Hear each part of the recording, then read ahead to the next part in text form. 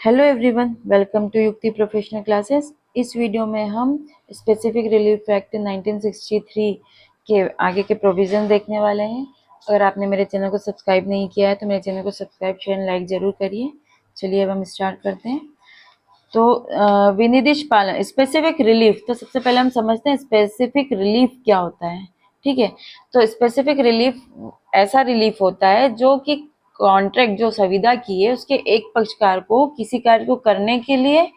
या न करने के लिए आप बाध्य कर सकते हैं ना, बाध्य किया जा सकता है जिसको उसने करने के लिए या न करने के लिए प्रॉमिस किया था। ठीक है, कि वो ऐसा करेगा और नहीं करेगा। मान लो कोई कॉन्ट्रैक्ट में किसी चीज को देने की बात कही गई, कोई प्रॉपर्टी सेल करने की बात कही, बाद में अब क्या कर रहा है कि जो सेल करने वाला था जो वो मुकर जाता है। अब जो खरीदने वाला था अब उसको तो वो प्रॉपर्टी चाहिए। ठीक है, तो वहां पर क्या होगा, जो वहां पर क्या होगा कि कोर्ट क्या करेगा, कोर्ट में वो सूट फाइल करेगा। वो बोल रहा है कि इसके एवज में आप पैसा ले लो, डैमेजेस जो भी है, क्षतिपूर्ति ले लो। तो देखो, कोर्ट अगर कोई कॉन्ट्रैक्ट किया है, सेल की कॉन्ट्रैक्ट है, ए ने जो है ये अपना मकान बी को बेचने की संविदा की, है ना। अब जब वो बेचने का टाइम आया तो वो ए ने क्या मना कर दिया कि नहीं, मुझे ये नहीं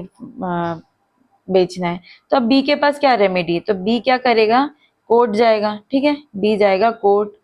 कोर्ट उसको अब रिलीफ जो देगी दो तरीके से दे सकती है, या तो वो प्रॉपर्टी बेचने का बोल दें कि ए को बोलेंगे कि आप बी को वो घर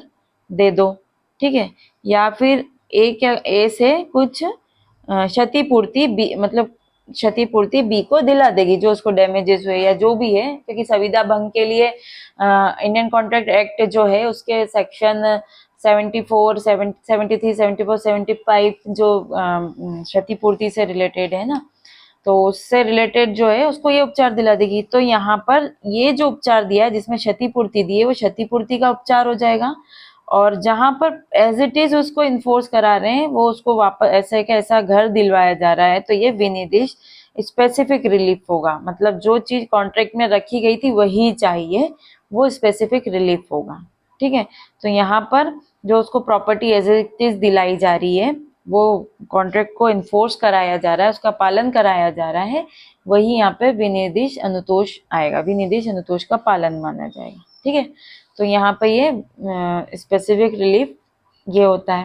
ठीक है, अब चलिए हम इसके सेक्शन देख लेते हैं। सेक्शन 9 बोलता है, चैप्टर 2 जो है संविधाओं का विनिर्देश पालन इन्फोर्स करा रहे हैं हम। अब उसमें सेक्शन 9 बोला है कि संविदा पर आधारित अनुतोष के वादों में प्रतिरक्षाएं। तो जहाँ की किसी संविदा के बारे में किसी अनुतोष का दावा इस अध्याय के अधीन किया गया है, मतलब कॉन्ट्रैक्ट है, अब उसमें आप अगर स्पेसिफिक रिलीफ का दावा कर रहे हैं तो वहां वह व्यक्ति जिसके विरुद्ध उस अनुतोष का दावा किया जाए, मतलब जिसके विरुद्ध वो इन्फोर्स कराना है, मतलब यहाँ पर जो ए के विरुद्ध इन्फोर्स करा रहे थे जो अभी हमने एग्जाम्पल देखा, तो किसी भी ऐसे आधार का अभिवचन प्रतिरक्षा के तौर पर कर सकेगा जो उसे संविधाओं से संबंधित किसी भी विधि के अधीन उपलब्ध है। तो वो डिफेंस में वो पॉइंट्स ले सकता है जो कॉन्ट्रैक्ट एक्ट में डिफेंस में लिए जा सकते हैं। ठीक है, मतलब कौन ले सकता है, मतलब बी रिकवर करा रहा है तो ए के पास डिफेंस लेने के लिए क्या क्या आधार है जो कॉन्ट्रैक्ट एक्ट में आप डिफेंस ले सकते हो। कैसे वाला, कैपेसिटी को लेकर आप कि उस क्षमता की जो कॉन्ट्रैक्ट कराने की क्षमता नहीं थी, है ना, जब ये कॉन्ट्रैक्ट साइन करा गया था तो वो ड्रिंक करा हुआ था, मतलब है ना, ऐसे हालत में था, या उसकी फ्री कंसेंट नहीं थी, उसको डराया धमकाया गया था। ठीक है, कोअर्जन हुआ था इस टाइप से, या उससे तथ्य छिपाए गए थे, फ्रॉड हुआ तो ये कॉन्ट्रैक्ट हुई, तो ऐसा डिफेंस वो ले सकता है, सेक्शन 9 ये बोलता है। ठीक है, तो इसके अलावा और भी जो मतलब डिफेंसेस है जो स्पेसिफिक परफॉर्मेंस के सूट के अगेंस्ट लिए जा सकते हैं, तो सबसे पहले ये कि डिफेक्टिव टाइटल के बारे में, स्वत्व का अभाव या दोष। तो यहाँ पर जो प्रतिवादी होगा वो अपने रिटन स्टेटमेंट में क्या बोल सकता है कि जो संपत्ति है, जो प्रॉपर्टी है, वो अच्छा सत्व नहीं रखता है। ठीक है, ये डिफेंस ले सकता है। दूसरा, अनफेयर एडवांटेज, अनड्यू एडवांटेज लिया है संविदा जो बनाई गई थी। ठीक है, इसमें इनएडिक्वेट कंसिडरेशन है या कंसिडरेशन ही नहीं है, है ना, ये भी डिफेंस लिया जा सकता है कि कंसिडरेशन नहीं लिया गया है और इसमें जो कंडीशन थी उसका वायलेशन कर दिया है, ठीक है, उसका फुलफिल नहीं किया जा रहा है, उल्लंघन हो गया है। और जो टाइमली, जैसे अगर कोई कॉन्ट्रैक्ट ऐसा होते हैं जो टाइम इतने टाइम में हो जाना चाहिए तो ही उसकी वैल्यू है, तो उसमें समय मर्मभूत था लेकिन उस समय पे पालन नहीं किया तो वो डिफेंस लिया जा सकता है। तो इस प्रकार से फ्री कंसेंट नहीं थी, इसका डिफेंस लिया जा सकता है। कैपेसिटी नहीं थी, सामने वाला के पास कैपेसिटी नहीं है या खुद के पास है, मतलब वो माइनर है या ऐसे कोई से भी ऐसे ग्राउंड्स जो कॉन्ट्रैक्ट एक्ट में लिए जा सकते हैं वो यहाँ पे भी लिए जा सकते हैं।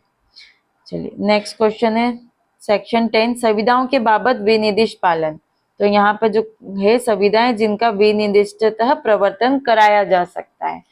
तो उसका ऐसा कैसा स्पेसिफिक परफॉर्मेंस कराया जा सकता है इसके बारे में। इसके पहले सेक्शन 10 में 2018 के 2018 के अमेंडमेंट में जो specific relief act amendment act आया था 2018 में, उसके तहत सेक्शन 10 में बदलाव लाया गया। इसके पहले क्या था कि कोर्ट के पास डिस्क्रिशनरी पावर थी कि वो स्पेसिफिक परफॉर्मेंस कराए या ना कराए, लेकिन सेक्शन 10 में इस चेंजेस के बाद सेक्शन 10 में ये दिया गया है कि कोर्ट को ये कराया जाएगा, है ना, शेल दिया है यहाँ पे कि कोर्ट यहाँ पर स्पेसिफिक परफॉर्मेंस कराएगा, लेकिन कब, किस किस को ध्यान में रखते हुए, सेक्शन 11 सब क्लॉज 2, सेक्शन 14 और सेक्शन 16 में जो प्रावधान दिए हैं उनको ध्यान में रखते हुए वो इन्फोर्स कराएगा। ठीक है, तो अगर मेंस में अगर कहीं लिखना है आंसर और स्पेसिफिक परफॉर्मेंस सेक्शन 10 के बारे में पूछा तो आपको सेक्शन 11 सब क्लॉज 2, 14, 16 और क्योंकि ये सब सेक्शन 20 से रिलेटेड भी है तो सेक्शन 20 को भी सबको मेंशन करना पड़ेगा। ठीक है, तो यहाँ पे अब सेक्शन 10 दिया है, तो सेक्शन 10 के लिए अब हम जो आगे देखेंगे 11 और ये आगे सीक्वेंस में देखेंगे, पर यहाँ पे आपको इन सबको ध्यान में रखते हुए इन्फोर्स कराया जाएगा। ठीक है, सेक्शन 11 बोलता है अगर ट्रस्ट में अगर कोई ऐसी कॉन्ट्रैक्ट की गई है जो ट्रस्ट के तहत बनाई गई है ना, उनके तो यहाँ पे इन्फोर्स कोर्ट कराएगा। ठीक है, लेकिन अगर ट्रस्ट में जो उसकी जो पावर है उससे या ट्रस्ट के बाहर जाके अगर कोई ऐसा काम किया जाता है तो वहां पर कोर्ट इसको इन्फोर्स नहीं कराएगा। तो क्लॉज 11 बोलता है दशाएं जिनमें न्यासों के संसक्त संविधाओं का विनिर्दिष्ट पालन प्रवर्तनीय है। इस अधिनियम में अन्यथा उपबंधित के सिवाय किसी संविदा का विनिर्दिष्ट पालन कराया जाएगा। ठीक है, विनिर्दिष्ट करा रहे हैं जबकि वह कार्य जिसके करने का करार हुआ है किसी न्यास की पूर्णतः भागतः पालन में हुआ, मतलब ट्रस्ट केस में ये किया गया है संविदा तो पालन कराया जाएगा। लेकिन इसका क्लॉज 2 बोलता है सब सेक्शन 2 न्यासी द्वारा अपनी शक्तियों के बाहर, अगर ट्रस्टी ने अपनी शक्तियों के बाहर या न्यास के भंग में कोई संविदा की है ना, तो वहां पर संविदा का विनिर्दिष्ट प्रवर्तन नहीं कराया जा सकता है। मतलब उसको जो ट्रस्ट के तहत राइट्स पावर दिए थे उससे बाहर जाके किया है उसने काम, है ना, शक्तियों के बाहर जाकर उसने अगर कोई ऐसी संविदा की है तो कार्य तो वहां पे उस संविदा को इन्फोर्स नहीं कराया जाएगा। चलिए नेक्स्ट क्वेश्चन है सेक्शन 12 संविदा के भाग का विनिर्दिष्ट पालन। तो कोर्ट सबसे पहला इसका जनरल रूल है कि कोर्ट विनिर्दिष्ट पालन मतलब किसी भी संविदा के सिर्फ भाग का पालन, विनिर्दिष्ट भाग का पालन नहीं कराएगा। ठीक है, मतलब उसको पूरा का पूरा जो है लागू करना पड़ेगा, मतलब पूरा संविदा का पूरे के पूरे को ही पालन कराना होगा, जनरल रूल ये बोलता है। ठीक है, यहाँ पे जो है विनिर्दिष्ट भाग के विनिर्दिष्ट भाग का पालन निर्देश नहीं हो देगा। लेकिन अब अगर यहाँ पे दो कंडीशन दी है कि अगर कोई पक्षकार संविदा का संपूर्ण भाग का पालन करने में क्या है असमर्थ है ना, और ऐसा भाग जो संपूर्ण जो जिसका मतलब पालन नहीं हुआ है ना, अपालित भाग है, वो मूल्य में संपूर्ण भाग के अनुपात में कम है। ठीक है, तो वहां धन और धन के रूप में प्रतिकर भी दिया जा सकता है। तो दोनों में से कोई भी पार्टी क्या कर सकती है, सूट फाइल कर सकती है कि संविदा का पालन करा दीजिए, जितने भी भाग का पालन हो सकता है न्यायालय द्वारा करा सकेगा उतने भाग का पालन होगा। मतलब अगर मान लो कि कोई कॉन्ट्रैक्ट ऐसा है 100% का ये कॉन्ट्रैक्ट है मान लो, ठीक है। अब क्या हुआ कि उसने 80% तक का तो कर दिया उसने कॉन्ट्रैक्ट फुलफिल, लेकिन 20% का वो नहीं कर पा रहा है फुलफिल। मान लो ये घर है, घर बनाया तो 80% तक तो उसने पूरा कंप्लीट कर दिया, 20% मतलब उसमें फर्नीचर लगाना था या पेंट वगैरह करना है या कुछ ऐसे काम जो है वो नहीं कर पा रहा, असमर्थ हो गया किसी भी वजह से, ठीक है। अब क्या तो यहाँ क्या कर सकता है कि ए ने बनाया है और बी ने बनवाया है, ठीक है। अब ये क्या हुआ कि ये संपूर्ण भाग है, इस संपूर्ण भाग का अपालित भाग जो है, ये अपालित भाग जिसका वो करने में असमर्थ है, संपूर्ण के अनुपात में मतलब कम है, मतलब 80 से तो कम है, 20% कम है इसके भाग का। तो यहाँ क्या हो सकता, और इसके लिए जो भाग का पालन नहीं कर पा रहा उसके लिए ये क्या कर सकता है, प्रतिकर दे सकता है। ए प्रतिकर भी दे सकता है, 80% का करवा लिया और अब प्रतिकर दे देगा। तो यहाँ बी क्या कर सकता, बी, ए और बी दोनों में से कोई भी, मतलब ए भी ये बोल सकता है कि मैंने 80% तो फुलफिल कर दिया है, 20% के लिए मुआवजा ले लो, प्रतिकर ले लो और ये इसको कंप्लीट करो। बी भी ये बोल सकता है कि 80% तो हो ही चुका है, 20% ही नहीं हुआ है, तो मेरे को इसके जो नहीं हुआ है उसके लिए तुम प्रतिकर दे दो और कंप्लीट करो। तो ये इनमें से दोनों में से कोई भी पर्सन क्या कर सकता है, न्यायालय के द्वारा इसको इन्फोर्स करा सकता है। एक क्लॉज ये हो गया। अब दूसरे में क्या बोला है कि अगर संविदा का संपूर्ण भाग का पालन कराने में असमर्थ है, ठीक है, और वह भाग जो अपालित रह गया है ना। अब मान लो ये 40% ही कंप्लीट हुआ है, रह गया और संपूर्ण का कोई प्रचुर भाग है, अब 60% कराना अभी भी बाकी है ना, वो प्रचुर भाग है, ठीक है। नहीं, मान लीजिए इसने 60% करा है और 40%, मतलब अभी भी बहुत कुछ कराना बाकी है, ये डन कर दिया और इतना नहीं करा पाया, ठीक है। तो अब इतना ये जरूरी है ये भी, तो अब यहाँ क्या हो सकती है, दो कंडीशन हो सकती है, ठीक है। ये कि एक तो पहला कंडीशन ये है कि प्रतिकर भी हो सकता है, प्रतिकर दिया जा सकता है जितने काम के लिए काम हुआ नहीं है, और एक ऐसी कंडीशन हो सकती है कि प्रतिकर भी नहीं दिया जा सकता है, ऐसा कोई काम है, ठीक। तो यहाँ पे क्या होगा कि जो पीड़ित पक्षकार है, मतलब जिसको ये करवाना था काम, अगर ये फुलफिल नहीं होता, संविदा नहीं की जाएगी तो उसको वो पीड़ित है, उससे उसको कुछ ना कुछ हानि होगी, ये जो भी है ना, तो अब उसको तो उसको कंप्लीट कराना है। तो वो क्या कर, मतलब ये कॉन्ट्रैक्ट को इन्फोर्स कराना है, तो वो क्या कर सकता है, जो पीड़ित पक्षकार है कोर्ट में जाके दूसरे पक्षकार से इसको इन्फोर्स करा सकता है कि आप इस संविदा को चलने दो, ठीक है, कंप्लीट करो। लेकिन जो पीड़ित पक्षकार है उसको क्या करना पड़ेगा, पहला केस जब उसको धन के रूप में प्रतिकर मिल सकता है ना, अगर वो प्रतिकर मिल सकता है तो क्या करेगा, वो धन के रूप में प्रतिकर ले लेगा, मतलब जो संपूर्ण उस जो अमाउंट है उसका, जो इतना पैसा उसको देना था उसमें से प्रतिकर की अमाउंट घटा के वो दे देगा या दे चुका होगा, है ना, उतना पैसा दे देगा और उसको कंप्लीट करा लेगा, ठीक है। दूसरे केस में जहाँ प्रतिकर नहीं दिया जा सकता है तो वहां क्या होगा कि उसको संपूर्ण पूरी की पूरी राशि उसको देनी पड़ेगी, ठीक है, किसको, एग्रीड पर्सन को, उस व्यक्ति से जिससे दूसरा पर्सन जिसने संविदा का पालन नहीं कराया है, करा है और उस असमर्थ है वो, और उससे पालन कराना है, हम कोर्ट के थ्रू पालन करवा रहे हैं, ठीक है। तो वहां क्या होगा, उसको प्रतिकर, पहले केस में प्रतिकर काट के पैसा दे दिया, दूसरे केस में प्रतिकर नहीं है, नहीं दे सकते हैं, तो वहां पे पूरा का पूरा अमाउंट दे दिया या दे चुके हैं या देना है जो भी है, ठीक है। लेकिन प्लस दोनों ही केस में क्या होगा, ए को जो उसका जो राइट है ना कि वो सेक्शन 73 के तहत कंपनसेशन ले सकता है ना, प्रतिकर प्राप्त कर सकता है, वो राइट को उसको छोड़ना होगा। उसको जो भी प्रतिकर वगैरह जो भी मिल रहा है, जो भी जो ये कमी के कारण, ये जो 40% का वो नहीं हो पा रहा है ना फुलफिल, तो उसकी कमी या व्यतिक्रम उसने किया है ना, या हानि या नुकसान कुछ भी हुआ है, इससे रिलेटेड जितने भी उसके जो अधिकार है उनको त्यागना होगा, तब जाके क्या होगा, ये सूट, मतलब ये इन्फोर्स कराया जा सकता है कॉन्ट्रैक्ट कोर्ट के थ्रू, ठीक है। तो एक बार इसको देख लेते हैं हम। इस धारा में एतस्मिन् पश्चात अन्यथा उपबंधित के सिवाय न्यायालय किसी संविदा के किसी भाग के विनिर्देश पालन का निर्देश नहीं देगा। जहाँ की किसी संविदा का कोई पक्षकार उसमें के अपने पूरे भाग का पालन करने में असमर्थ हो, किंतु वह भाग जिसे है ना, संपूर्ण पालन करने में असमर्थ हो, पूरे भाग का पालन करने में असमर्थ हो, लेकिन अपालित रह जाना है पूरे भाग के अनुपात में मूल्य में बहुत कम हो, ठीक है, मूल्य में बहुत कम हिस्सा आ रहा है, और यहाँ धन के रूप में प्रतिकर हो सकता हो, तो दोनों में से किसी भी पक्षकार के वाद लाने पर न्यायालय संविदा में दोनों में से कोई भी ला सकता है, संविदा में उतने भर के विनिर्दिष्ट पालन का निर्देश दे सकेगा जितने के पालन किया जा सकता है, ठीक है, और उसके लिए धन के रूप में प्रतिकर दिलवा सकता है, ठीक। दूसरा केस बोलता है कि जब संविदा का कोई पक्षकार अपने पूरे भाग का पालन करने में असमर्थ हो और भाग जिसे अपालित रह जाना हो, यहाँ पे अगर संपूर्ण का प्रचुर भाग हो, ठीक है, मतलब इम्पोर्टेंट भाग था वो, यद्यपि इसका धन के रूप में प्रतिकर हो सकता है या फिर न हो सकता हो,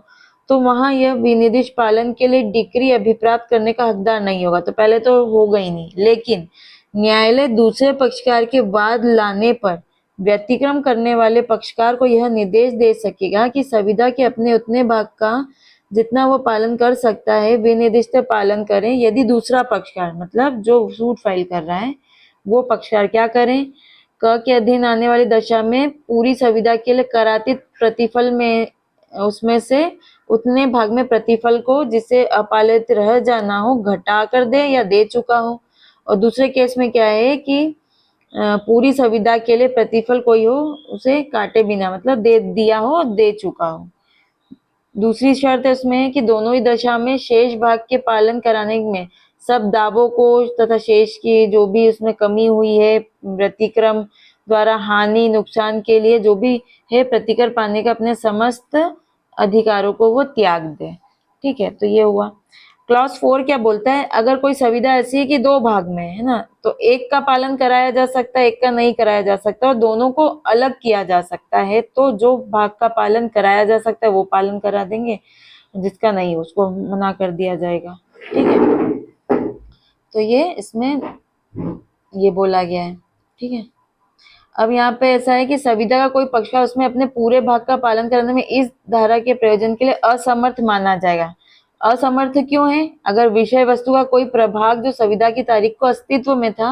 या उसके पालन के समय में और उसके पालन के समय में अस्तित्व में न रह जाए, ठीक है, तब तो अस्तित्व में था लेकिन बाद में वो अस्तित्व में नहीं रहा है, तो यहाँ पे वो उसका पालन नहीं करा सकता है, ठीक है। नेक्स्ट है सेक्शन 13, हक रखने वाले या अपूर्ण हक वाले व्यक्ति के विरुद्ध क्रेता या पट्टेदार के अधिकार।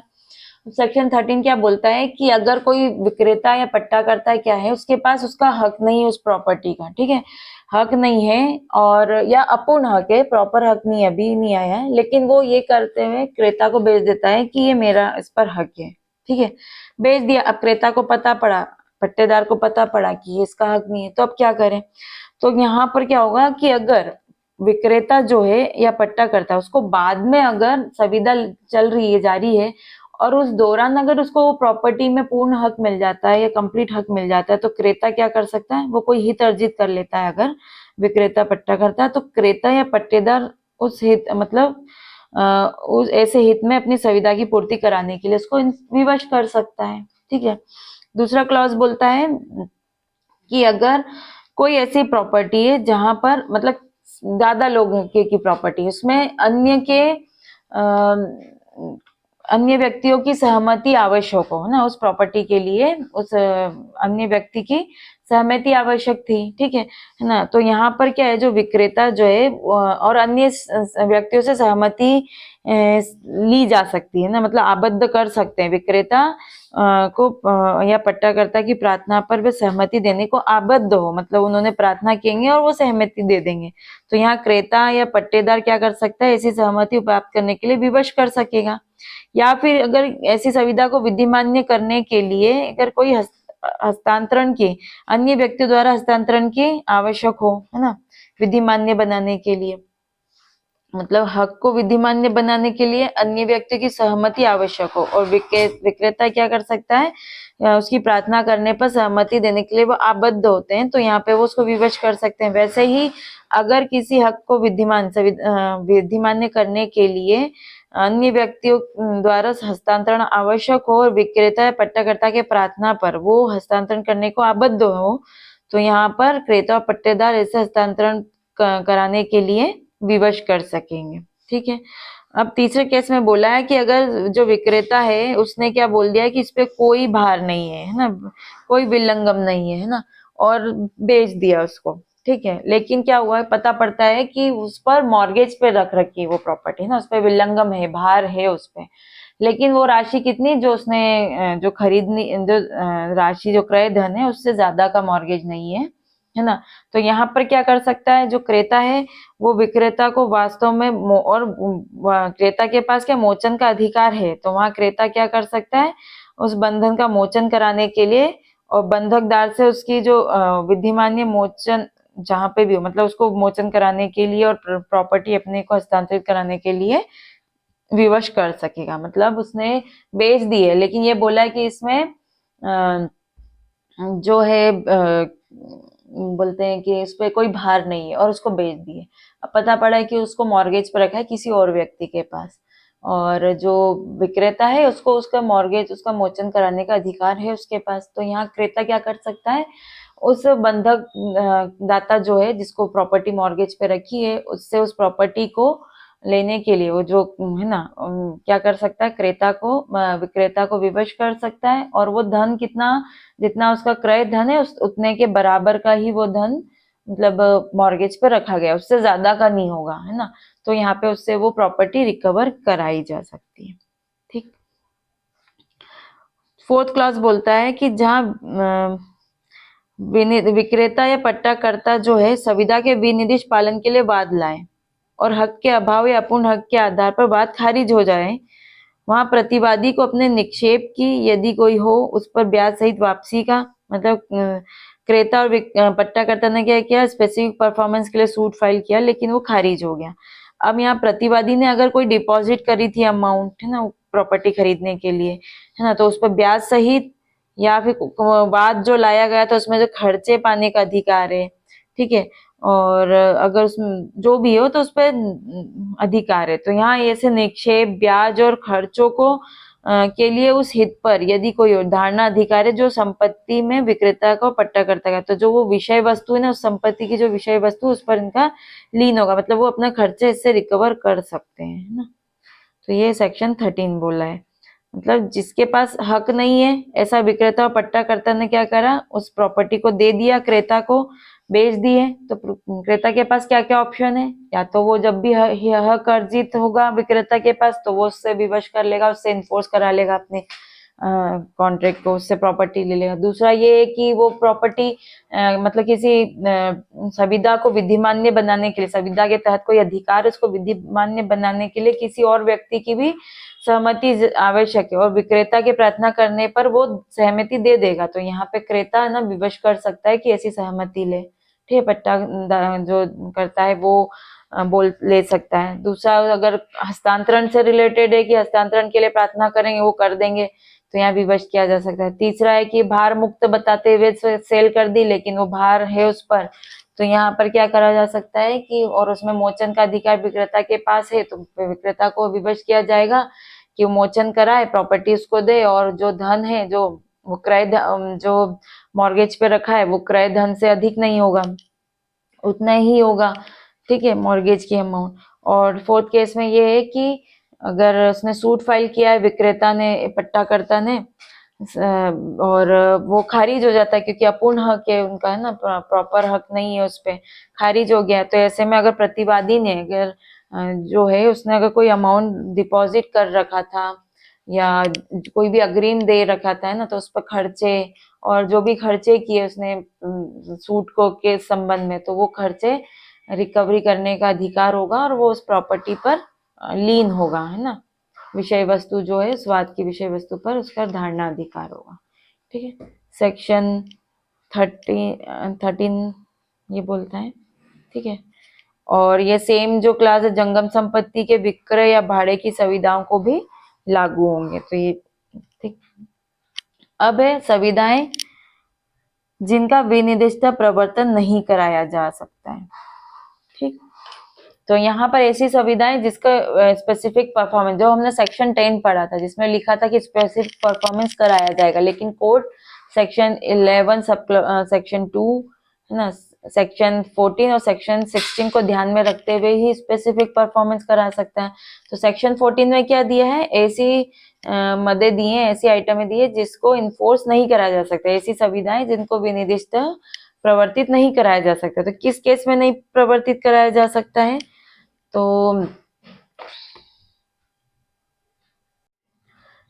जिसने क्या हो करा है, प्रतिस्थापित पालन उसने करा लिया है धारा 20 के तहत। मतलब प्रतिस्थापित पालन में क्या होता है कि अगर कॉन्ट्रैक्ट, अगर सामने वाला पार्टी कंप्लीट नहीं कर रहा है, जो सुविधा का पक्षकार है उस कॉन्ट्रैक्ट को पूरा नहीं कर रहा है, तो क्या होगा, जो पीड़ित पक्षकार है वो किसी थर्ड एजेंसी से या खुद की एजेंसी से उस काम को पूरा करवा सकता है। ठीक है, तो यहाँ प्रतिस्थापित पालन है। तो यहाँ पर अगर प्रतिस्थापित पालन हो गया है तो स्पेसिफिक परफॉर्मेंस की जरूरत नहीं है। अगर कोई संविदा जिसके पालन में निरंतर कर्तव्य का पालन अंतर्विलित है और जिसका न्यायालय पर्यवेक्षण नहीं कर सकता, मतलब ऐसा है कि कंटिन्यूस उसमें काम करना है और बार बार कोर्ट उसको नहीं देख सकती ना, उसमें पर्यवेक्षण नहीं कर सकती है, तो ऐसे भी जो सूट केस है उसको वो इन्फोर्स नहीं कराया जा सकता है।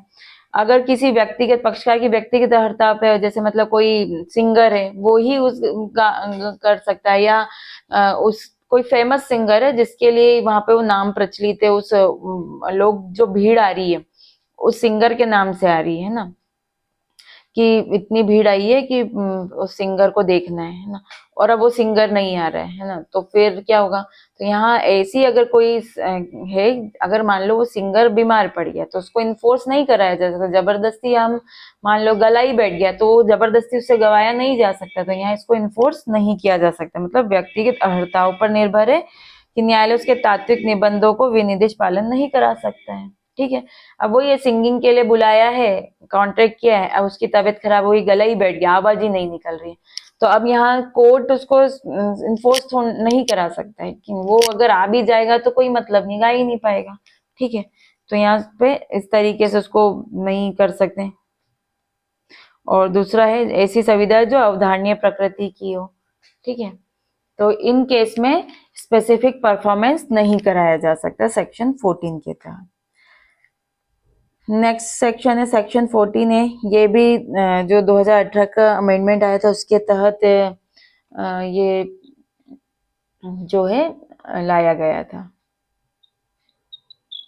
ठीक है, तो ये इसमें न्यायालय की विशेषज्ञ की नियुक्त करने की शक्ति, यहाँ पर अगर यहाँ पे कोर्ट के पास पावर है कि वो अगर किसी इशू पे अगर उसको किसी बात इस पर कंसल्ट चाहिए, विशेषज्ञता की जरूरत है ना, तो वो किसी विशेषज्ञ को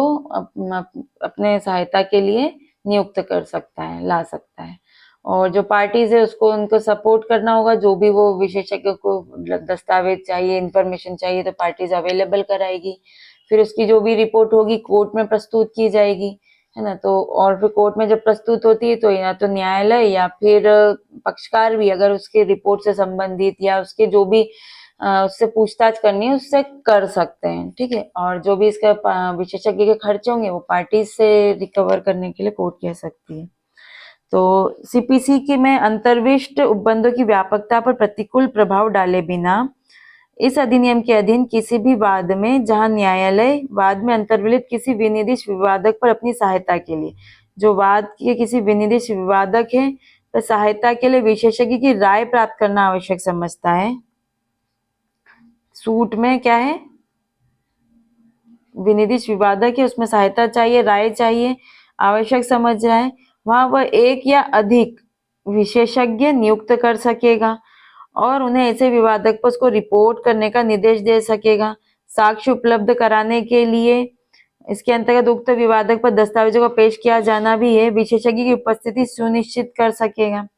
क्लॉज 2 बोल रहे न्यायालय किसी व्यक्ति को विशेषज्ञ की सुसंगत सूचना देने या कोई सुसंगत दस्तावेज, माल या अन्य संपत्ति को उसके निरीक्षण के लिए पेश करने या उस तक पहुंच उपलब्ध कराने की अपेक्षा कर सकेगा या निर्देश दे सकेगा।